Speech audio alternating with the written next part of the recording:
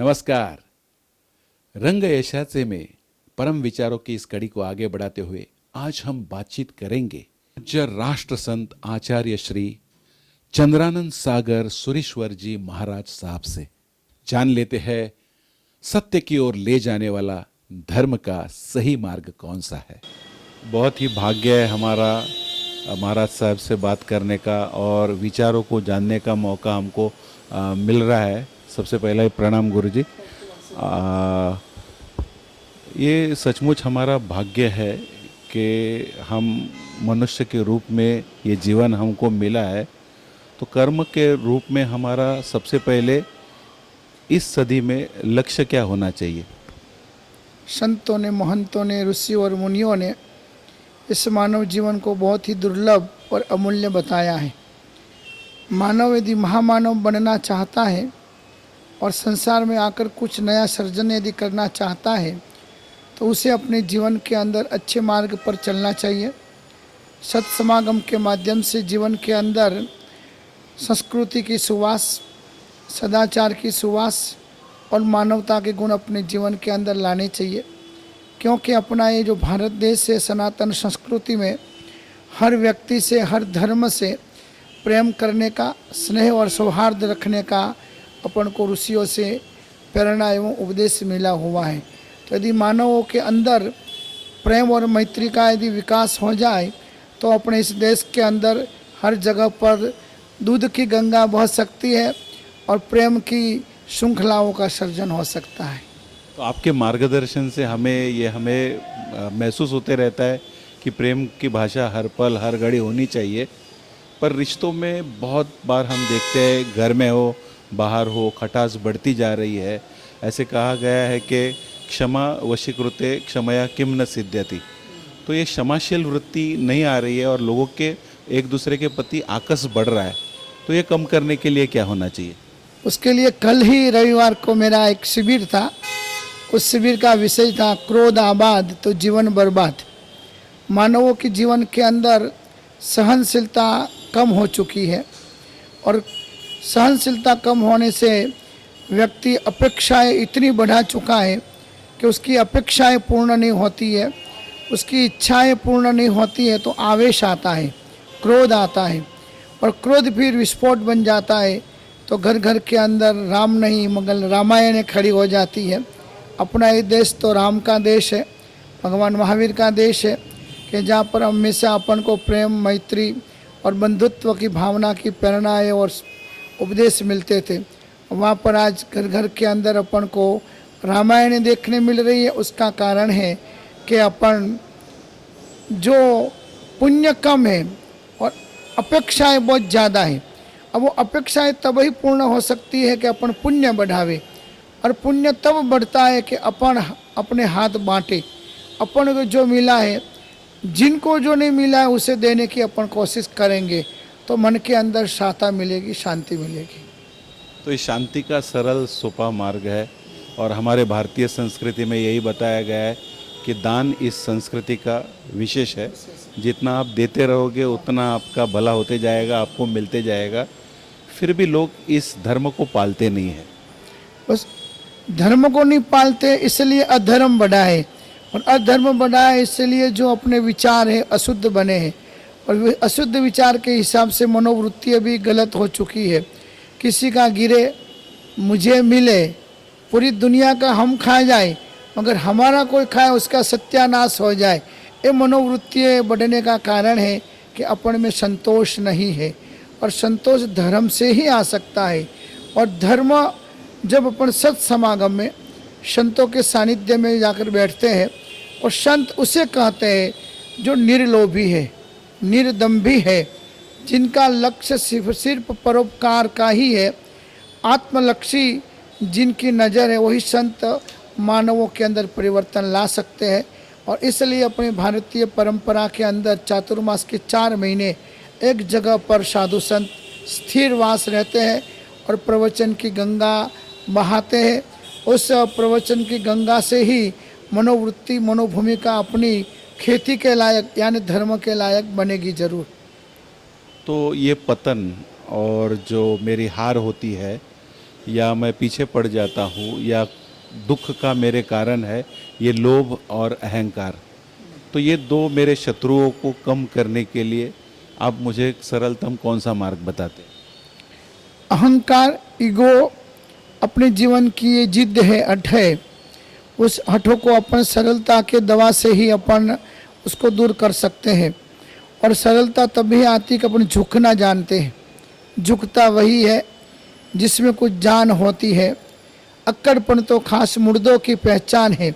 जो व्यक्ति कभी भी झुकता नहीं है वो अक्कड़ रहता है। अक्कड़ रहता है वह समाधान कभी नहीं हो सकता है। घर संसार कहो कि धार्मिक संस्थाएं कहो या अपना व्यवहार व्यापार कहो, उन सारी चीज़ों के अंदर अहंकार शून्य जब बनते हैं तब स्वर्ग जैसा सर्कल अपन को मिलता है। और सर्कल जब मिलता है तभी अपन अपने जीवन के अंदर शांति को पा सकते हैं, संतोष को पा सकते हैं। मगर जो व्यक्ति हठाग्रही है, कदाग्रही है, अपनी पकड़ी हुई बात को छोड़ने के लिए तैयार नहीं है, उसे भगवान राम जी भी मिल जाए या भगवान महावीर स्वामी भी मिल जाए तो भी उस व्यक्ति को जीवन में शांति या सुख मिलना बड़ा मुश्किल है। इसलिए सबसे बड़ा मंत्र है जो नमे, गुजराती में कहा है, जे नमे ते प्रभु ने गमे। जो झुकता है उसके ऊपर प्रभु की कृपा हमेशा बरसती है। घर संसार के अंदर भी वह यदि सास से झुक के चलेगी, बेटा बाप से झुक के चलेगा, मैनेजर सेठ से झुक के चलेगा तो उनका संवाद अच्छा बढ़ता जाएगा। और एक दिन ऐसा आएगा कि पूरा पूर्वाधिकारी उत्तराधिकारी वो बन सकता है। मगर ये झुकने में ही है। और धर्म में तो धर्म का मूल द्वार विनय ही बताया है। तो नमे ते भगवान ने गमे, ये बहुत सरल सोपा मार्ग है। और तू प्यार का सागर है, ऐसे हमें जैन धर्म बताता है। जियो और जीने दो। तो हर एक जीव के प्रति मुझे आदर होना चाहिए। मेरे लोगों के प्रति मुझे आदर रहता है पर दूसरों के प्रति अनादर रहता है। ये द्वेष क्यों ये द्वेष मतलब विष के बराबर है। इसको क्यों जल्दी से जल्दी कम करना है? द्वेष है वही अपने मनुष्य के खून को भी जहर बना देता है, विष बना देता है। द्वेष का निवारण प्रेम से होता है। प्रेम परिचय को पहचान बना देता है। प्रेम वीराने को गुलिस्ता बना देता है। मैं आप बीती कहता हूँ गैरों की नहीं, प्रेम ही इंसान को भगवान बना देता है। राम जी को सबरी के प्रति प्रेम था तो सामने से चलकर राम जी उस जंगल में उस गरीब आत्मा के पास चले गए। तो जीवन में प्रेम बहुत बड़ी महत्व की बात है। महावीर भगवान ने भी कहा कि तुम कितनी भी तपस्या करो, कितनी भी साधना करो, मगर मिट्टी में सब वो भूयेसु वैरम मज्जन कहना ही। जहाँ तक तुम्हारे दिल में मैत्री भाव नहीं है, करुणा भाव नहीं है, दोस्ती का हाथ लंबा नहीं करते हो, वहाँ तक तुम्हारी साधना, तुम्हारी तपस्या निष्फल है। इसलिए जैन धर्म के अंदर जियो और जीने दो का एक सूत्र बताया है। उसका मतलब ही यही है कि हर जीव अपने भाई है और हर जीव के अंदर प्रभु रहे हुए हैं। तो अपन प्रभु का कैसे इंसल्ट अपमान कर सकते हैं? हर व्यक्ति का, हर आत्मा का सम्मान करने से ही अपन को सम्मान मिल सकता है। तो हर जीव के अंदर प्रभु होता है और हर आत्मा का सम्मान करने से ही प्रभु मिलता है।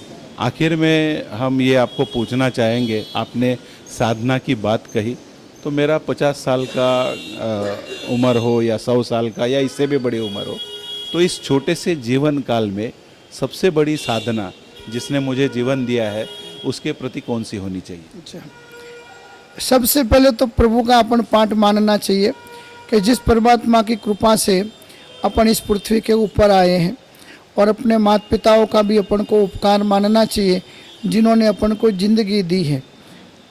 आकाश की बुलंदी से नीचे लाने का काम माँ बापों ने किया है, मगर धरती की धूल से ऊंचाइयों तक ले जाने का काम प्रभु और संतों ने किया है कि जो जीवन किस तरह से जिया जाए। ऐसे तो संसार में देख रहे हैं कि बहुत से लोगों का जीवन ज्वाला जैसा है कि मगर इनके जीवन में कोई सार नहीं है। मगर जिनको अच्छे संतों का और परमात्मा का अटैचमेंट बना है और लोग मानवता के द्वारा, गरीबों के सहाय के द्वारा, बच्चों को एजुकेशन की सहाय के द्वारा, हमदर्दियों को मेडिकल वगैरह की सहाय के द्वारा और मार्ग भूले हुए लोगों को धर्म का मार्ग दिखाते हुए अपने जीवन का प्रशस्त मार्ग बना रहे हैं और परमात्मा के मार्ग के ऊपर लोगों को लाकर अपना मानव जीवन की सफलता को हासिल कर रहे हैं। सबसे बड़ी सफलता तो यही है कि अपन को अपने जीवन में तन की जो शक्ति मिली है उसका सही सदुपयोग करे। तन यानी शरीर, व्यसन से, फैशन से और गलत रास्तों से, दुराचार में न जाकर अपने इस देह को देवस्थान बनावे। लोगों ने इस देह को कब्रिस्तान बना दिया है। बहुत से लोगों ने गटर जैसा बना दिया है, न पीने का पीते हैं, न खाने का खाते हैं। प्रभु ने अपन को इस देह को देवस्थान बनाने के लिए यहाँ भेजा है कि आप भी देव बनो और इस देह को भी दिव्य बनाओ। तो दिव्य देह तब बनता है कि जब अपन अच्छा खाए, अच्छा पिए, तो अपनी सोच अच्छी आएगी, विचार अच्छे आएंगे। ये तन का सदुपयोग है। मन का सदुपयोग, कभी भी किसी के लिए बुरा ना सोचे, बस मुझे अच्छी शक्ति मिले कि मैं सबका कल्याण करूं, सबका भला करूं, सबको हेल्प करूं। तीसरे नंबर में तन, मन और धन। धन यदि ऊपर वाले की कृपा से मिला है तो जितना हो सके उस धन का सदुपयोग करें मानव कल्याण में, एजुकेशन, विद्या के प्रचार के अंदर, धर्म प्रचार के अंदर, गौ सेवा वगैरह सुंदर पुण्य के कामों के अंदर उस धन का उपयोग करे। वही अपना ऊपर वालों ने भेजा हुआ काम अपने हाथों से हो रहा है तो ऊपर वाले भी खुश होंगे, अपन भी खुशी बनेंगे और अपने जो माँ बाप है उनको भी लगेगा कि वाह वाह मेरा बेटा कैसा अच्छा पैदा हुआ कि दुनिया के अंदर आकर तन का सदुपयोग कर रहा है, मन का सदुपयोग कर रहा है और धन का सदुपयोग कर रहा है। तो यही हमारा संदेश है कि परमात्मा की कृपा से मिला है अपन को। तुलसीदास जी ने लिखा है कि बड़े भाग मानुष तन पाया, जबरदस्त पुण्य का उदय होता है तो मनुष्य का देह मिलता है। इसलिए मिलता है कि इसके द्वारा अच्छा उपयोग करे इस मनुष्य देह का। तो ये बड़े भाग्यशाली विचार हमको सुनने का मौका मिला है कि तन मन धन को समर्पित भाव से अगर हम करते हैं तो इससे बड़ा कार्य दूसरा नहीं होगा। और संत के प्रति, भगवान के प्रति और माँ बाप के प्रति अगर विनम्रता होगी तो मनुष्य का ये देह है वो परिपूर्ण होगा, क्योंकि ये बड़े भाग्य से और पुण्य से मिला हुआ हमारा मनुष्य देह है। आपने हमें बातचीत करके जो मार्ग दिखाया, इससे हम बहुत भाग्यशाली है कि इस तरह के विचारों से हमें सदाचार करने का मौका मिला। बस आप जो इस माध्यम से देश और दुनिया के पास, मानव के पास अच्छे बातों का, अच्छे उपदेशों का प्रचार जो कर रहे हैं, आपकी जो अभिरुचि इस तरह से धर्म के प्रति जो है, यही सच्ची अपनी देश सेवा है, यही सच्चा अपनी संस्कृति की सेवा है। क्योंकि आजकल जो लोग हैं वो मालिक बन गए हैं, मैनेजर नहीं बने हैं।